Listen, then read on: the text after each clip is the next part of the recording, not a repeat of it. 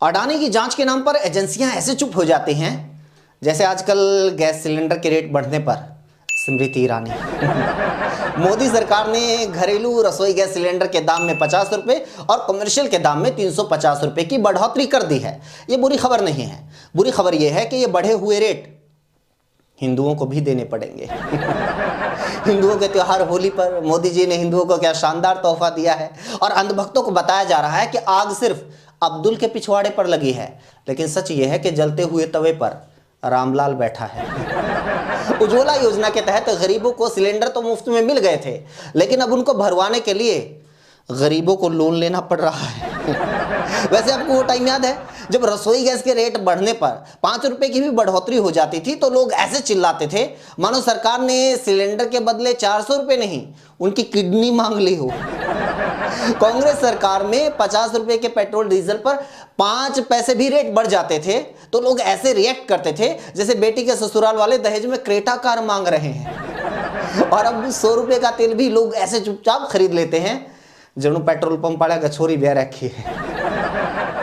कांग्रेस के टाइम पर जब दाम बढ़ते थे तो सारे एंकर एंकरानी ढोलक और हारमोनियम लेकर गाने लग जाते थे, महंगाई डायन खाए जाते हैं, महंगाई डायन खाए जाते हैं। और अब महंगाई बढ़ती है तो सारे मिलकर जनता की गलती निकालने लग जाते हैं। देखो तुम लोग 350 रुपये का डाटा खरीद लेते हो, 500 रुपये का नेटफ्लिक्स और हॉटस्टार का सब्सक्रिप्शन ले लेते हो, 500 रुपये की मूवी देख लेते हो, 300 रुपये का पॉपकॉर्न खा जाते हो, 800 रुपये का पिज़्ज़ा खा जाते हो, 2000 की शर्ट पहनते हो, 5000 के जूते पहनते हो, होटल में जाते हो, गोवा घूमते हो, दारू पीते हो, बियर पीते हो, लोलियाबाजी करते हो। ऐसे ऐसे लोग भरे पड़े हैं हमारे देश में जिन्होंने सुधीर चौधरी से रोज गालियां सुनने के लिए आज तक का सब्सक्रिप्शन ले रखा है। 2004 से 2014 के बीच में कांग्रेस सरकार ने एलपीजी पर 2,14,000 करोड़ रुपए की सब्सिडी दी थी, जबकि मोदी सरकार ने पिछले लगभग 9 साल में सिर्फ 36,500 करोड़ रुपए की सब्सिडी दी है। इसका रिजल्ट ये हुआ कि जो सिलेंडर 2014 में आपको 350-400 रुपए में मिल जाता था वो अब 1100 से 1200 रुपए में मिलता है। लेकिन अब जनता के बोलने का तो मतलब ही नहीं। गलती से अगर विपक्ष महंगाई पर कुछ बोल दे तो लोग उल्टा विपक्ष को ताने मारने लग जाते हैं। गरीब कहीं के। पिछली सरकार के टाइम लोग सरकार को ताने मारते थे, देखो चाइना ने कितनी तरक्की कर ली, अमेरिका कितना पावरफुल हो गया, जापान कितना आगे बढ़ गया, इंडिया वहीं का वहीं है। और अब यही लोग हैं जो कहते हैं देखो अफगानिस्तान में तालिबान आ गया, यूक्रेन में रशिया आ गया, चुप रहो नहीं तो भारत में मुगल आ जाएंगे।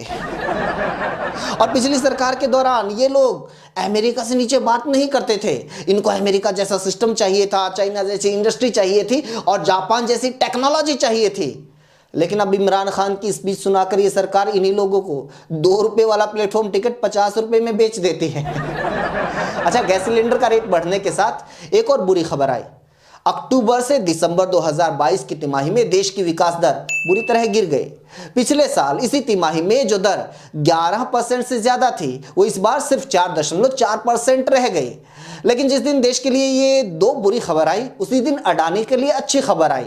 अडानी के शेयर्स में जबरदस्त तेजी देखने को मिली।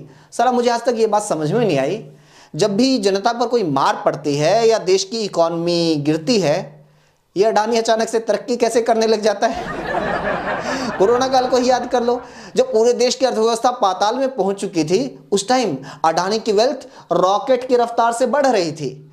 वैसे अडानी से याद आया, वो गुरुग्राम में गमले चुराने के आरोप में पुलिस ने एक आदमी को गिरफ्तार कर लिया है।